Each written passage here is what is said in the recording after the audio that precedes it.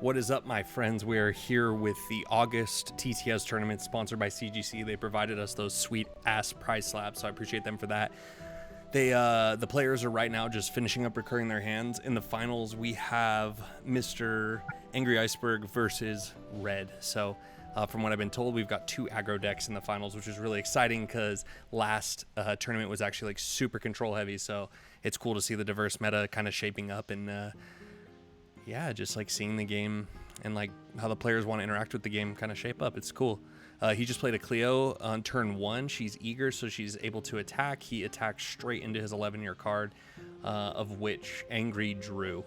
So Angry is going to respond here with a Flanagan that is another 1-drop citizen, and he's attacking straight away. So it looks like this game is going to go really fast. So you guys get to see the fast-paced version of our game, which is really cool because last month was like a more Duke Raka and Aurora heavy strat, and these decks are just kind of going for it, man. He just revealed an Orpheus. Cleo was on the attack, and it appeared that he passed turn with 2 soul up, so he could really do whatever he wants next turn, which is really cool. Yeah, these guys are nuts. They're just playing. They're going for it. Just dropped in Ormaz in the soul row. And we're going to see what he's got to play. You would think maybe he would play the Orpheus. He's going to lose a little bit of its value, not really being able to engage anything, but at the same time, you kind of just want to get that dude online ASAP. Oh, but he instead plays an Eros, to which he responds with a dead on arrival. So he attempted to play the Eros, dead on arrival countered, so the citizen goes straight to limbo. Then he attacks in with a Flanagan, destroying the 11-year card there. And he passed turn, so he drew for turn. He's going to throw this dead on arrival since it was cast into his limbo pile when he realizes it's still sitting on the island. This thing with TTS, sometimes it gets a little clunky, but I think our TTS mod is super dialed. Like, there's all kinds of snap points and everything's automated, so it's really cool. He just revealed a Svend from the 11-year row on attack, and these boys are really just not letting off the gas. They're just going all in. So, ooh, an aggro strategy featuring Aurora, the infamous Aurora. So Aurora does a thing where he gets to guess what's in your hand, and it gives you the potential to draw a card depending on what's revealed. You get Citizen or Spell.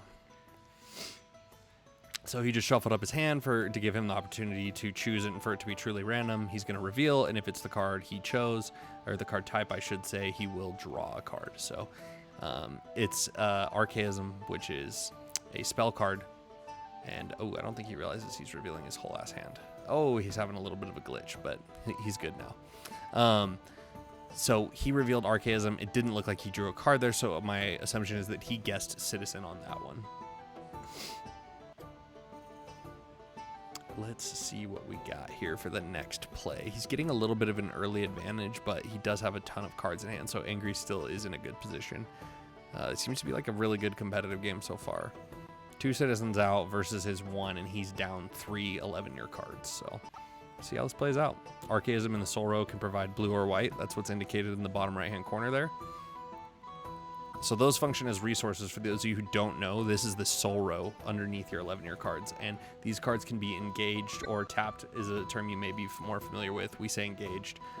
They can provide blue or white in this instance. So blue or white went to the Orpheus, and he turned Aurora sideways with Orpheus, and then he went straight into a Flanagan, so he's all in on the aggro this time. Really crazy, because like Duke Raka, everyone was saying, oh, he's the most dominant card in the format, and then he's nowhere to be found in the finals. So it's really exciting to see the balance of the game and how diverse the meta really is. We've got 2 totally different strategies here. Like, they don't really share any cards. This is more a blue-green strat. He's more on that blue-white human, and I don't think I've seen really any common cards so far. So it's pretty cool to see. It's honestly a great relief to see the meta shaping up this way. Yeah, and Aurora's Ravenous, so he's going to be able to choose to block with Orpheus if he chooses, but it appears he may not be. Ravenous means that Aurora is able to, as you see in the reminder text, target 2 11-year cards on attack. So he declared Orpheus as the blocker. Since Orpheus only does 7, he's unable to kill Aurora, and Aurora 7 does kill his 5 defense. So that's how that shit goes. Let's see if he's got anything else here. He's going Cleo in there, and it's an impose withdrawal. He's going to choose to put impose withdrawal in his hand. They're all in on this aggro strat, and he's whittling him down, and he's got the impose withdrawal, so he knows he's able to remove one of his blockers. But he did just provide a blocker that's also going to boot Flanagan, which is an absolute baller play in this scenario. So he just played Davy for 3, and when Davy enters, you bounce a 2-drop or less, and when he dies, you bounce a 2-drop or less. Bounce meaning you replace or put that citizen in your opponent's hand. So that really did just set him back a lot, and then he plays straight into a Wyland. But he does have 8 cards in hand right now, so he kind of has his pick of his deck of what he wants to play next. You know, I was kind of leaning towards Angry, but it's looking like he's able to stabilize here with like a hybrid control aggro strategy, which is really cool. Crazy to see 2 really citizen-centric decks in the finals. Little lonely-ass Flanny sitting out there by himself. But he does have 4 Soul Up and a grip full of cards, so he probably has a lot of really good options. Ooh, Flanny. Classic. If you have 3 or more humans, and that includes Flanny, he gets Sidestep. So both Sidesteps are turned on. They are both eager. So if he has another way to destroy an 11-year card, like, for example, giving Sven eager or something of that nature, he could actually win the game outright right here. But he couldn't, so he can't attack because he would be dead. And he may still be. If he has any level of removal and he has nothing to counter said removal, it's gonna be a tough go for him.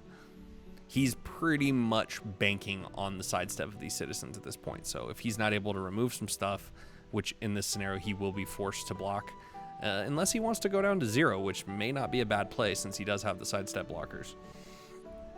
Okay, he chose to block with Flanagan, which turns the Flanagan sidestep off. He's choosing now to impose withdrawal. If you guys see here, return target citizen to its owner's hand. He just returned... What happened there? He returned Flanny to the hand? He must have declared that prior to blocks. So he removed Flanagan as a blocker, which allowed Aurora to go through. No shadow blocking. Just trying to keep track of what happened there. So impose withdrawal he will not have, and then he will have Theodore, which will go to the hand. He can play Theodore for 1 in this scenario, so he may just do that if he has no other plays. Theodore's a great card to play, because when he enters, you get to draw. So he replaces himself immediately. If you're on short time 4, which he is, you get to draw 1, then probe 1, which is really powerful effect. May draw him into exactly what he needs, but it's not looking great for him. And he's gotta block Davy, so he chooses to block with Theodore. He imposed withdrawal. It looks like he may be able to sneak in lethal here.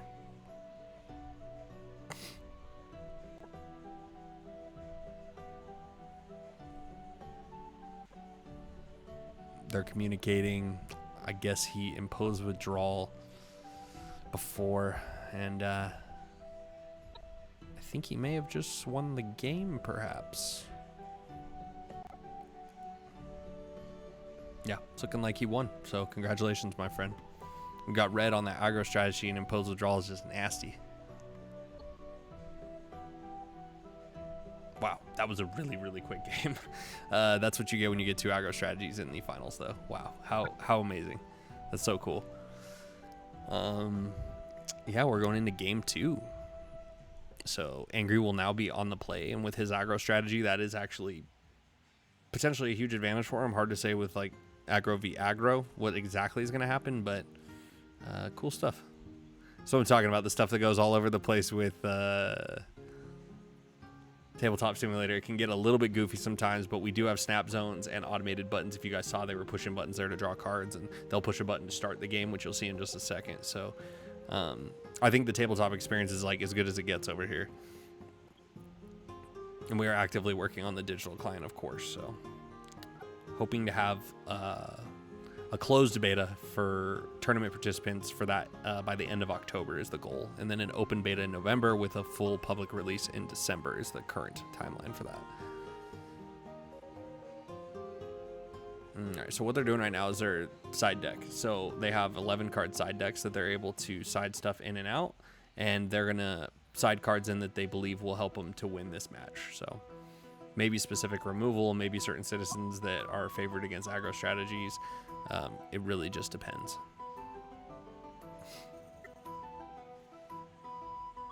Let's see this really quick. All right. So after they side deck, they will then shuffle their main decks, recur their hands however they need to, and then get this party started. This is going to be a quick finals. And right now they're playing for the CGC. Shout out to CGC. Thanks for sponsoring the event, my friends. The CGC slabbed Duke Raka, which will be a 1-of-1 slab that is only for this specific tournament winner. And I really do love trophy cards. I know, like in the Pokemon hobby, which is one I'm familiar with, and I have a team member, Swole, who's extremely familiar with, the trophy cards are some of the most sought after cards in the entire hobby. So I think it's very cool and special because those cards have a story and they had a reason to exist. So it's not just like, you know, a card from a set or anything like that. It's more than that. So I think people are really going to go nuts over these trophy cards. I'm really happy with how these card backs translate on tabletop too. That's nice. Those turned out so amazing. Man, we've got some really cool projects in the works for you guys. I can't wait to show you. Some stuff I can't really share with you just yet, but I will be able to share with you very soon. If you haven't already, you can check out the comics, which are already nuts. On the website, there's actually only one available currently. It's Chapter 5, Wolfric. We're going to have more as they get finished. All as downloadable PDFs, so you don't have to purchase anything to enjoy the lore. All right, so it looks like Red has recurred his hand. So basically, you look at your hand, you take cards out of it that you don't want, and you put them on the bottom of your deck in any order, and then you draw that many. So he just put 3 cards on the bottom of his deck, and then he drew 3. Now they're ready to go. Ingrid's on the play because he did lose the last game. So as being the loser of the first game of the match, he was able to choose. Wow. So now he's going like hyper aggro. He just played Tribulation. I'll show you guys real quick. Tribulation allows you to look at all of your 11-year cards. You can place one citizen from among them that's a 2-drop or less, so 2 spell costs or less, and you may place it on the island. Or you can cast a spell among them for its 11-year cost. So he was just able to Orpheus in on turn 1 with a Tribulation, which is really powerful because he was able to 1-drop in Pollux for his first play, and when he attacks in with Orpheus, he's going to be able to engage that Pollux with Orpheus's ability. If you see here, when enters island or attacks, you may engage target citizen. So he's threw an Ormaz in the pile. Flanny coming in hot. He's eager. Let me see if he can play another Flanny. That'd be very good. So when he attacked with Orpheus, he engaged Pollux. That put a ZZ in his hand.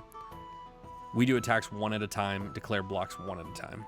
So he just attacked in with Flanny and hit the Corpse Heist. And pass turn.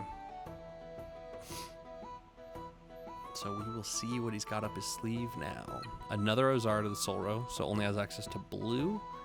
And he's attacking in with Pollux. Pollux is steadfast, so Pollux doesn't become engaged when he attacks. So there wasn't really any super downside for him to attack right there. It's kind of like a freebie. Whenever you cast a spell, he becomes toxic until end of turn, which can get really tricky. So that was a lucky draw. He was able to pull an Eros, which if you see in the bottom left hand of Eros, I'll move it up a little bit. You can see that 1 that's in that little oval. That means that it costs 1 of anything to play Eros as an 11-year card. So he attacked in, destroyed the 11-year card, which took essentially 1 life from his opponent. And then in instant speed, he was able to pay 1 and immediately cast Eros. So very good play. Quite a swing there. So we're going to see what he's got. Maybe some removal, maybe some more eager citizens, and he would be able to really put a hurting on his opponent.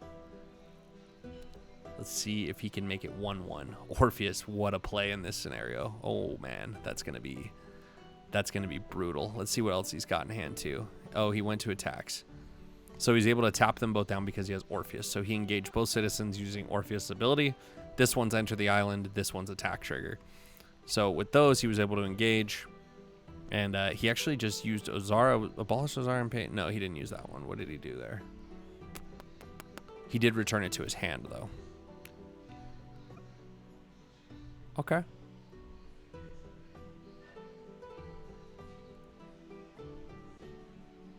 So let's see what we're doing here. Okay. They backed it up a little bit. I think they had a judge call. He was able to, I think he was telling him like, hey, no, you have to let me react to that before you go to attack. So what happened there was he recast Orpheus and then he decided to do Dead on Arrival, which countered that Orpheus. and then Rash Judgment went to Limbo. So what happened with this is Rash Judgment destroyed as an 11-year card, and it says that you may place this card in your Limbo pile, draw one for its 11-year ability. You can't see it, it's literally right under me, but it basically says that you can cycle that card. So if you draw into the Rash Judgment out of your 11-year row, you can choose to put it in Limbo and just draw one. It's getting interesting because he's really, really low on life and resource. So he only has 2 11-year cards and 3 resource to work with. So he has all these cards in hand, but he may not be able to do much with them. So Pollux, Azizi, probably the best line of play he could possibly come up with. Unfortunately, one of them will be tapped down by Orpheus, and now he knows his opponent has access to absolutely no resources. So at the end of his turn, absolutely brutal capital punishment on the Azizi. So capital punishment, destroy target citizen with total soul cost 2 or less. He did that at the end of his turn, destroying Azizi. Now all he's got is Pollux up. So if he can play an Eager Citizen, it's game over. Let's see what he's got. Sven into the Soul Row. He's going to be able to tap down Pollux, and he's got Astrid for the win. So tap down with Orpheus, swing, swing, swing, game over. You can also make her Ravenous, which is pretty brutal. Not relevant anymore as he only has one 11-year card. I think what he's trying to bank on here is a 0-drop citizen. So unfortunately for him, it didn't happen. So the only way he could have got out of that is, like, say, for example, if he shot up on a Flanagan, you see how it says 0 at the 11-year cost next to the hourglass? At instant speed, he could have played that card for 0 and had another blocker and survived one more game, or one more turn, I should say, but he didn't. So now we're going 1-1 in the finals. So that's what you want to see. It means the game is competitive. They're both at 1 win, so this is a super close top 8, and the decks seem to be, like, very evenly matched, which is very exciting.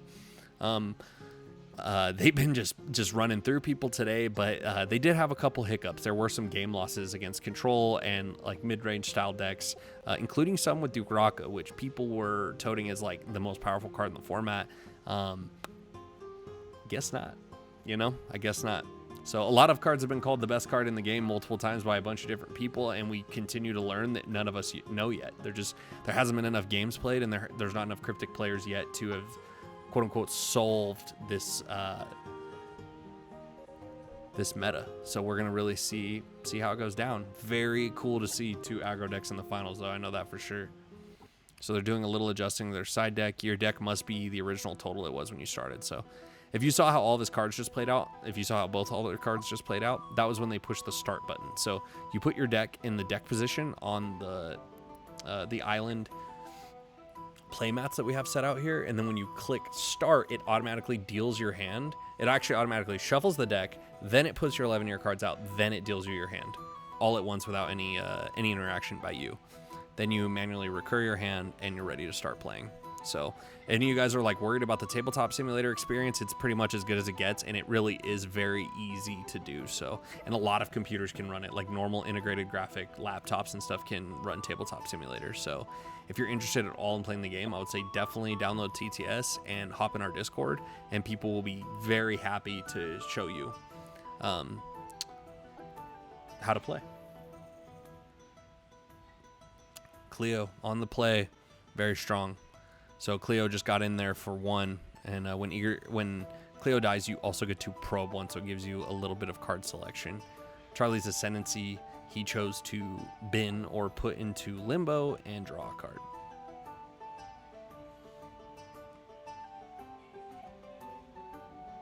Trivializing the Soul Row into a Cleo, so you got the Cleo face-off. Right into a Davy, which is very, very good against his deck. So not a great thing to see, because you know that Davy's going to sting when he comes in. All right, as easy into the Soul Row, we're going to go straight into attacking with Cleo, which reveals an Ormaz. As a 2-drop, he has no soul available, so he of course cannot play it. Straight into a Hona, which is interesting. She enters your Soul Row engaged instead of your Limbo pile. So if Ona were to die by combat or otherwise, instead of her going into Limbo, she's added to your Soul Row. So she is engaged, so you can't use her right away, but this card, you pay 2 and you get a body, then you get to ramp. So this card's just excellent. All right, Or Maza Trivialize, he's got access to 2 soul. We're going to see how he chooses to spend it here. He's definitely on the back foot already, so he's got to be a bit careful. And he knows Davy's going to slam next turn, so he knows at least one of his citizens going back to his hand. That may not be the turn. You know, he may find a better play than Davy next turn, but I doubt it. That seems like a very strong play right now.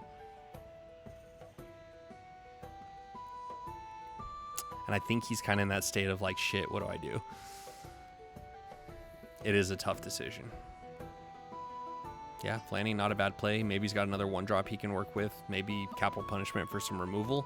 And he figures might as well do, 1 soul for 3 souls instead of 1 soul for 2 souls. So the exchange rate there is a little bit better for him, I guess. Yeah, and he pretty much just had to pass turn. So now he's going to be faced with the decision to block or not block. Maybe he's fishing for an answer, so he'd prefer to draw. Or he runs into that situation where a 2-drop Theodore, if you see, costs 1 blue, 1 colorless, but for its 11-year cost, only costs 1 colorless. So he's able to engage, trivialize, and cast Theo, but instead he chooses to capitally punish Hona and draw the Theo. So Theodore went to his hand, and as you can see, capital punishment, destroy target citizen with total soul cost 2 or less, did destroy his Hona, but that did ramp his opponent. So Hona is very, very good, very strong. I mean, look, she looks like a baddie, so be careful. Hona's in the Mystic Comics, by the way. Looking sick. All right. Waylon, little underwhelming. Still good. Oh, and Einar, who cannot be blocked, but also cannot block, a.k.a. name. So this is the card that I forgot to change the name on the original test print of the cards. So it just said name instead of Einar. If you look at the flavor text, it says, call me a monster, a demon, whatever name you please. And I put it in the exact font that I fucked up on. It says, it will not save you from my blade. Einar's an absolute legend, for those of you who don't know. And his next art, you're going to see more of him. So his next art looks very similar to this art, except for more of him will be revealed in Wicked Prophecy. So look forward to that.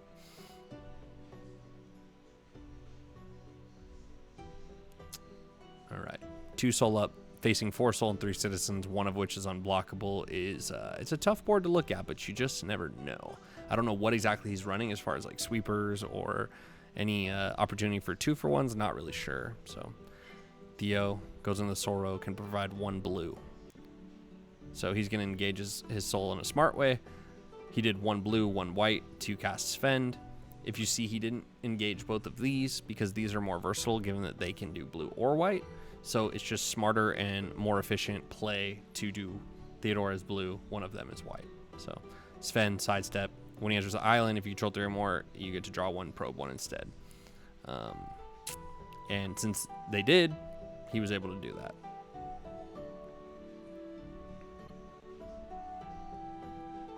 Okay, he's engaging 3 for Davy, which is it's not great for him. Angry's probably sweating it a little bit because he's definitely starting to lose some ground here. Being on the play is a huge advantage in this matchup, clearly. Ooh. But he just pulled his own Davy. But he doesn't have enough to play it, which would have been a baller play in that scenario. Capital punishment. Interesting pull, because he can use that. I imagine he will use that, depending on how this next part goes. So he's going into his second. He's paying 2 to cast another Einar, which pretty much would lock the game up for him if he was to pass. So I think he's going to capitally punish an Einar at the end of this turn and just try to figure it out from there. So he capitally punished the Einar that's not engaged, smart play. So it kills 2 drops. Einar's already engaged, not as useful. Einar can't really block, so it didn't matter ultimately, which is probably the discussion they had. But it's just good practice to destroy the one that's not engaged. Keeping good habit. So he's going to have 4 soul to work with here, and 4 soul, it's going to be tough. He's definitely on the back foot here. The blue and green combination is very strong. The blue and white, I think, as it gets more and more refined and having access to capital punishment is really important. But as you can see here, Wyland is also in this deck, so this is more of like a blue-green-white strategy, almost splashing white for Wyland because you can cast for blue, and maybe he doesn't really intend to use it for soul production. So interesting play here. I think what he's doing right now is counting. He's like, is it even possible for me to win this game?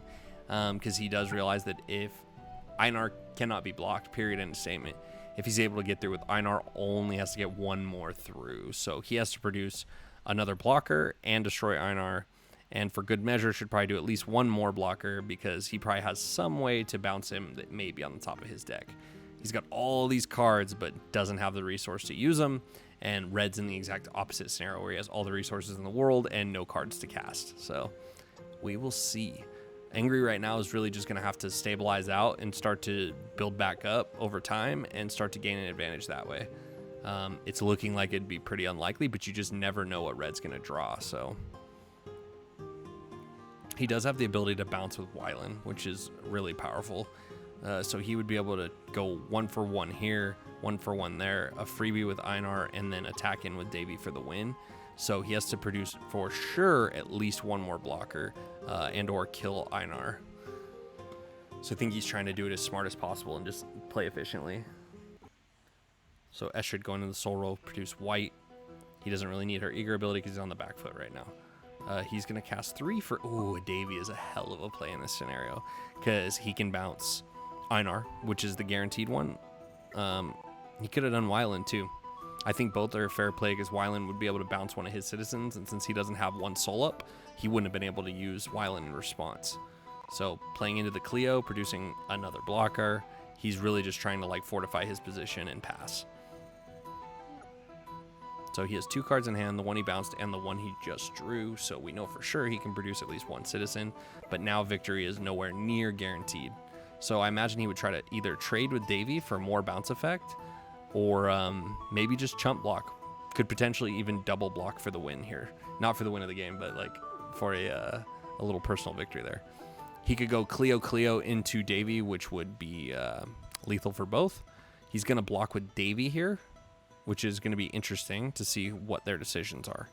So he gets to choose which one bounces first. Okay, and then he chose that, and then he chose Flanny. So now we're 2 Cleos versus 1 Cleo. So a lot of shit changed in the last couple seconds here with a lot of interaction between these two. So pretty cool stuff. Cleo is going in for the attack on the 11 year. Let's see what happens here. See how he chooses to block. He could just do a straight up trade. Maybe do 2 for good measure, just in case one of the blockers is removed, it would still be blocked, and he'd keep his 11-year card, which may be the play ultimately. Let's just see how it plays out. I think he knows that it's not looking great for him. He's tapped out. Ooh, that was a hell of a one to reveal there, my friends. So he revealed another Cleo, which, being an 11-year cost is 0, he was able to cast for free. So now he's got 3 potential blockers. He's only got 1 potential attacker, so he just flooded the board and is going to pass and hope for the best. Very interesting. Einar's got him dead to rights right now. If he can't deal with Einar, the game is over, because Einar cannot be blocked. But I would imagine with all... Here, I'll show you guys. All of these cards he's got what, 8 cards in hand? I would imagine he has a pretty high likelihood of finding an answer for Einar. So what he's probably going to try to do is start to get some momentum back. So if he can provide enough blockers to feel comfortable with attacking in, which probably won't be this turn, I think he's going to deal with the Einar and pass, pretty much. Who knows what Red will draw, though. It's interesting because Red's hand is just done. It's gone. So I guess we're going to see and go from there.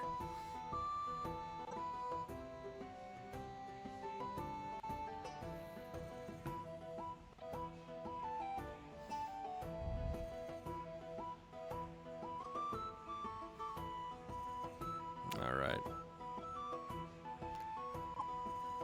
Let's see. This is an interesting match here.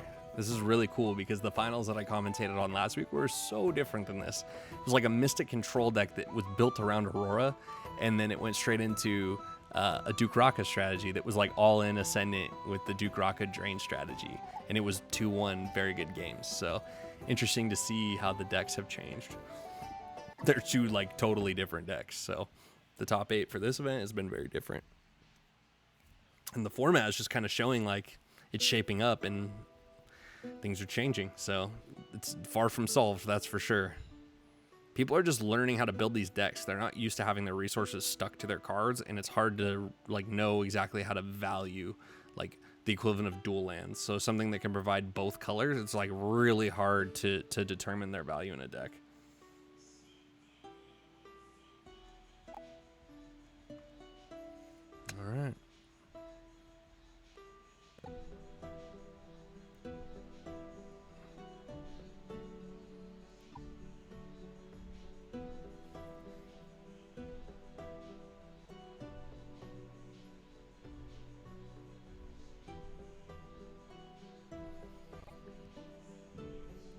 Kind of starting to stabilize out here, and he does have a big card advantage right now, and he's facing a pretty weak field. So goes in with the Aurora.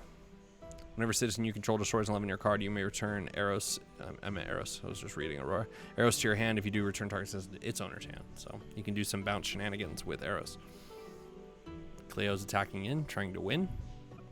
He's gonna have to start trading. I mean, he's got a double block. Yeah, so he's double blocking in case he's able to remove one of the blockers by bouncing it, because there's no shadow blocking. So he was able to bounce it with Wyland. I don't know if he chose the double block. I guess we'll see if they scoop. Because if he did, that was just a straight up mistake. Oh no, I hope that's not what just happened there. Oh, I think he's explaining it to him. Oh no.